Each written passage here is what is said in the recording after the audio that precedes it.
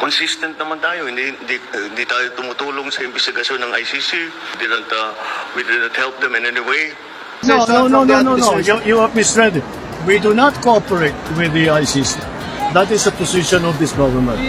A few moments later. Who was really on top of this? Kayo ho ba? Because during the press conference of the president, it was you and the president. Yes. So, ikaw ho ba nagplano ng lahat ng ito? Hindi naman. It was a group effort. Secretary Chidoro was there. Secretary Anyo was there too. And the president and I. So, hindi naman ako. Ako lang ang natira last man standing doon sa Malacanang. Kasi Secretary Chidoro was working out of his office sa Camp Aguinaldo. Secretary Anyo, of course, his specialty is intelligence, so he was gathering all the information in his source, in his location. So ako lang nasa Malacanang.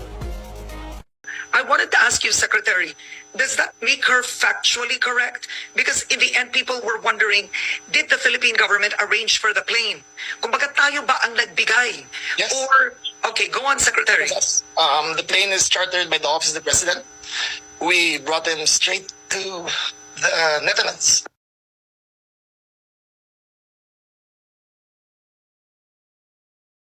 Inumpirma ni Palace Press Officer Undersecretary Claire Castro na binayaran ng Office of the President ang private jet na sinakyan ni dating Pangulong Rodrigo Duterte patungong The Hague sa the Netherlands. Ayon kay Palace Press Officer Atty. Claire Castro, hindi naman nagbigay ng eksaktong halaga ang Palace official kung magkano ang naging gastos. Ngunit nabanggit ni Yusek Castro na nagkaroon ng pakikipag-ugnayan ng pamahalaan sa isang pribadong korporasyon para rito. Opo, ina-admit po na ang palasyo po, ang nagbayad, ang gobyerno po. No.